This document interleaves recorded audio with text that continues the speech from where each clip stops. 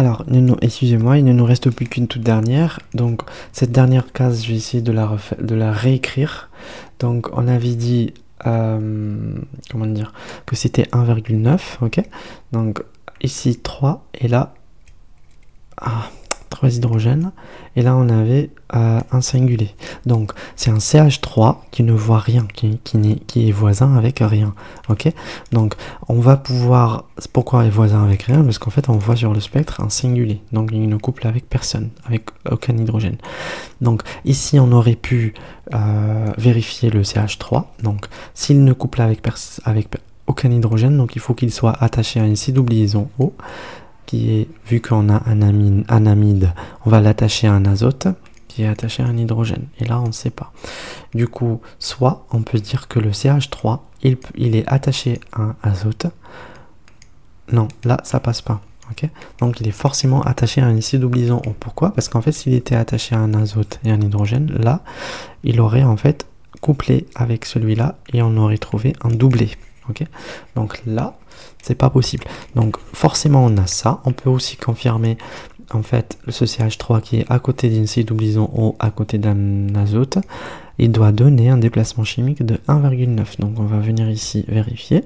Voilà, vous voyez là, CH3 à côté d'un azote et CH3 à côté d'une CO et à côté d'un azote. Donc ça donne 2. Ok, c'est ça mon CH3. Ok, donc voilà, on revient là. On confirme qu'on a bien cette molécule. Donc, moi je vais dessiner ma molécule. Je ne suis toujours pas sûr. Est-ce que c'est vraiment la bonne ou pas? Donc ici j'ai un CH2. Là j'ai un azote qui est attaché à un hydrogène. Et lui aussi il est attaché à un C-double liaison O pour former l'amide. Et un CH3. Je vérifie rapidement qu'un CH3 il ne couple avec rien. Donc il me donne un singulier. Aussi je vérifie que cet hydrogène en rouge, c'est ce qui est là, c'est ce que je mets là, il couple avec deux hydrogènes, donc qui donne un triplet, donc c'est ça, il voit deux hydrogènes, donc un triplet. Les CH2 qu'on voit là, 2H, en fait c'est un doublé, donc ils couplent eux-mêmes avec lui, ok, donc ça donne un doublé. Et là on a les 5 hydrogènes du cycle aromatique, ok, ce qui est là. Ici, normalement tout est ok. Alors on va essayer d'analyser, de calculer la formule brute déjà, de déterminer la formule brute. Donc moi je vais juste revenir au tableau de spectroscopie pour pouvoir calculer la formule brute. En fait, ce qu'on connaît déjà généralement, c'est que 100% par exemple, ça correspond à l'ion moléculaire. L'ion moléculaire, c'est celui-là, ok. Donc alors je vais essayer de zoomer un petit peu. Voilà, là c'est mieux. Alors mon ion moléculaire c'est celui-là, parce que c'est le plus intense à la fin. Donc on voit bien il y a un 9 ici, donc il est impair. Donc tout ce qui est impair, tout le reste de ces pics-là qu'on voit impair comme celui-là, alors je vais les entourer. Celui-là, celui-là. Quoi d'autre? Celui-là aussi. Donc sont issus de la même comment dire, c'est la même parité, ok. Donc si c'était réarrangement, donc ça va être réarrangement pour le reste, ok. On les obtiendra en faisant un réarrangement par exemple. Ça c'est un exemple. Donc là ça correspond à M, ça correspond à M plus 1. J'ai mis M plus 1 parce que 149 plus 1 ça donne 150 et 150 plus 1 ça donne 151. Donc ça c'est M plus 2. Alors pour M plus 1, il y a les tables de spectroscopie, mais j'ai pas ici, j'ai en version papier. Donc alors on va dire que M plus 1 en pourcentage, ça on va l'effacer, on va le mettre en pourcentage après, est égal à quoi? Est égal à 1,1 le nombre de carbone, plus, alors plus quoi? Plus 0,4 le nombre d'azote, ok. Le nombre d'azote c'est quoi? On a un amide, donc on suppose qu'on a un seul azote, ok. Déjà c'est la règle d'azote, ça c'est impair, ok. Voilà, donc ici je mets quoi? Je mets directement, j'enlève et je mets 0,4 4 fois 1. Le nombre de carbone, c'est ce que je cherche. Ok. Les M plus 1, je vais les enlever et je vais mettre quoi? Je vais mettre ce que j'ai en M plus 1, j'ai 10,3%. Ok. Et je garde un pourcentage. Donc N carbone est égal à quoi? Est égal à 10,3 moins 0,4 sur 1,1. Et là, après calcul, normalement, ça doit donner 9 carbone. Ok. On a 9 carbone. Ok. Après les 9 carbones, ben, en fait, on va pouvoir, comment dire, déterminer, comment on l'appelle, M plus 2. À partir de M plus 2, on fait pareil. M plus 2 est égal à quoi? Est égal à 0,006 N carbone au carré, le nombre de carbone au carré, plus 0,2 le nombre d'oxygène. Ok. Donc là, je vais pouvoir calculer le nombre d'oxygène dans ma molécule. Je remplace M plus 2 par sa valeur. M plus 2, c'est celle-là. C'est les 0,7%. Donc là, j'aurai 0,7 égale à 0,006 N carbone, c'est-à-dire on a 9 au carré. Ok. On a 9 carbone au carré, plus 0,2 N oxygène. Donc si je veux N oxygène, je dois écrire N oxygène est égal à quoi? Est égal à 0,7 moins 0,006 fois 9 au carré sur 0,2. Ok. Donc là, ça donne un oxygène qui est égal à 1. Ok. Ça donne 1, à peu près 1. Donc moi, qu'est-ce que j'ai? J'ai dans ma molécule, j'ai 9 carbone. Je ne sais pas combien d'hydrogène, je mets X. En oxygène, je mets... oxygène, je mets un seul. Ok. En azote, je mets un seul. Et en hydrogène, ça, je ne connais pas. Ok. Comment je fais? Je connais le nombre total de ma molécule. Pardon, le l'ion moléculaire, c'est quoi? C'est 149. Donc, ma molécule au total, M, est égale à 149. Ok. Donc, 149 moins X hydrogène. Ok. Moins X hydrogène. Comment on fait ça? En fait, 149, c'est le tout. Elle est égale à quoi? Elle est égale à 9 fois le nombre de carbone, fois 12. C'est pas le nombre de carbone. Alors, 9 fois la masse molaire des carbones, donc fois 12, plus la masse molaire de l'oxygène, c'est 16. Il y en a 1, donc je ne mets pas. Plus l'azote, c'est 14. Plus X hydrogène. On n'a pas d'hydrogène, c'est ce qu'on cherche. Donc X en hydrogène, ou bien le nombre d'hydrogène, est égal à quoi? X hydrogène est égal à 149, c'est-à-dire toute la molécule, moins tout le reste, moins les 9 fois 12, moins 9 fois 12, moins 16, moins 14. Ok? Pardon, plus, comme ça. Et là, ça doit donner un nombre de 11. Ok, donc il y a 11 hydrogènes. Ici, j'aurai 11 hydrogènes. Alors, on va venir calculer le nombre de degrés d'insaturation pour confirmer.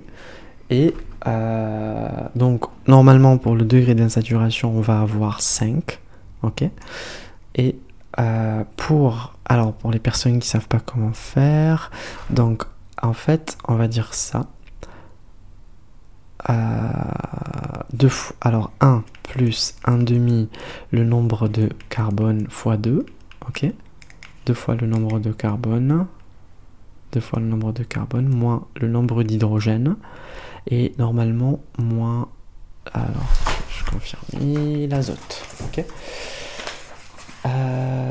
Ok, donc plus l'azote, pardon, donc plus l'azote, attendez, je l'ai oublié, ouais c'est ça, plus l'azote. Donc, alors ça fait 1 plus 1 sur 2.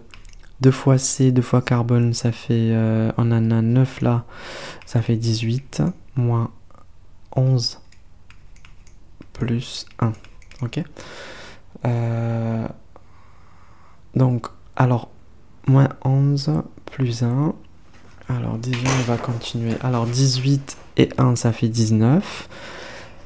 Allez. Donc, moins 10, pardon, 18, moins 11 plus 1. Et là, sur 2, ça fait 4 plus 1. Du coup, ça fait 5, ok? Voilà. Donc, là, on a 5 degrés d'insaturation. Si je reviens à ma molécule, il faut que je trouve 5. Déjà, celui-là, c'est 1, celui-là, c'est 2, celui-là, c'est 3. C'est 3 doubles liaisons. En plus du cycle qui les entoure, donc on a 4. Et en plus de celui-là que vous voyez là, cette bande-là, donc on en a bien 5. Ok? Donc on est bon. Jusqu'à maintenant, on est bon. Tout est ok. Alors juste après, il me faudrait confirmer l'apparition de ces pics que vous voyez là, que j'ai entouré en noir. Déjà, le fait d'avoir un benzène, plutôt un noyau, un cycle aromatique, en fait, il faudrait dire... Alors, déjà, de voir une molécule comme ça, il faudrait avoir le pic à 77, c'est-à-dire une coupure ici. Ok, une coupure ici, un noyau aromatique. Et une fois on a le 77, il faut forcément avoir le pic à 51. Donc c'est celui-là. Ok, cette transformation, ça donne le pic à 51. On va voir ensemble, est-ce qu'il y a un pic à 51? Exactement, c'est ça, le pic à 51. Ok, donc le 77, c'est forcément toujours, il doit donner le pic à 51. Et on va voir ensemble d'où apparaît le 91 et le 43. Ok, donc pour le 91, donc on va commencer par analyser. Alors moi j'ai ma molécule qui est comme ça, CH2, NH, et là j'ai un CO avec un CH3. Okay. Donc j'ai déjà un carbonyle, il doit m'attirer l'attention. Pour les carbonyles, on fait une coupure alpha.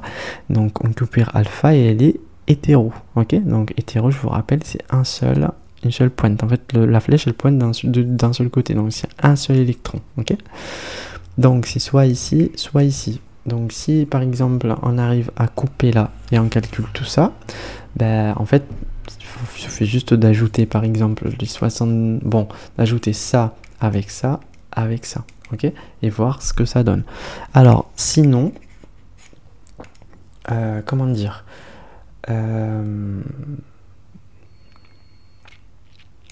alors, moi, je vais juste commencer par celui-là, ok, une coupure comme ça. Qu'est-ce que ça va me donner? Une coupure comme ça, en fait, alors on a deux électrons, on va les partager entre les deux atomes, donc un pour le carbone et l'autre pour l'autre carbone qui porte l'acide au liaison O. Donc on va avoir ce qu'on appelle ça, on va avoir un point ici, ok, et là rappelez-vous qu'il y a un plus, c'est toujours comme ça, ok, pour le spectre de masse, une seule double liaison, une seule liaison non liante, pardon, un seul doublé non liant et un point, un électron. Ok, donc là, je rajoute l'électron, il va me rester un CH3 et au-dessus de lui, il y a un électron aussi. Donc là, il y a un plus et je relie entre ces deux électrons. Ok, donc j'aurai combien? J'aurai, en fait, je vais avoir ça. Une molécule qui est chargée positivement, mais une C double liaison, une C triple liaison O. Ok, donc ça c'est en fait, si on calcule le tout, on va avoir 134. Ok, 134, je pense qu'on l'a vu ici sur le spectre. Voilà, c'est exactement ça. Donc on a fait moins CH3. Ok, il y a moins 15 pour donner 134. Ok, voilà, donc on a enlevé un CH3 et directement dès qu'on voit un CO, il faut faire un moins CO. Moins CO, en fait, c'est comme c'est toujours, rappelez-vous par exemple quand on a des réactions SN2, quand on vient attaquer, et là tout ça, ça part. Ça c'est quoi? C'est une coupure bêta. Pardon, c'est une coupure, ça n'a rien à voir avec alpha et bêta, mais c'est une coupure plutôt homo. Ok, une coupure HOMO, c'est quand on prend les deux électrons et en fait, et le brome par exemple, il part avec. Ok, donc il n'y a pas un partage d'électrons et la pointe de la flèche, en fait, il y en a deux pointes. Ok, c'est plutôt deux pointes comme ça et pas une seule. Donc là, 134 on l'a dit, c'est ok, et toujours moins CO, donc on fait comme ça. Donc il va rester ça, un CH2 et un NH, ok, et un NH. Donc là, ici, on va mettre la charge positive, et le CO, il va sortir sous cette forme neutre, chargé négativement et positivement à la fois, ok. Donc là, celle-là, ça va, si on calcule la masse molaire, en fait, ça donne... alors, bon, je vais pas le calculer maintenant, je vais le laisser à la fin, mais ça doit donner un truc qui apparaît ici, peut-être la 106, ok. Ça doit donner la 106. Mais là, il va nous rester juste en continu, on va trouver le reste. En fait, là, si on coupe, parce que celui-là, c'est un hétéroatome, donc si par exemple je coupe ici, donc là j'aurai un CH2 attaché au benzène, donc le CH2 est chargé positivement, donc là j'aurai ce qu'on appelle le pic à 91, ok, ça c'est le 91 M sur Z, et ce que nous verrons ici, ça c'est le pic à 91, ok, de 106, on passe à 91 en enlevant, voilà, en gardant seulement le benzène et le CH2. Voilà, donc là on est bon, on a réussi à tout dessiner, les réarrangements, alors juste un truc par rapport au réarrangement. Donc là je pense pas qu'on va pouvoir le faire, je pense qu'on va pas pouvoir le faire, un réarrangement de McLafferty par exemple, il y en a pas, mais bon, c'est tout, je pense que c'est tout. Ça c'est notre molécule, donc elle est ok, je suis d'accord avec l'analyse qu'on avait faite, ok, voilà.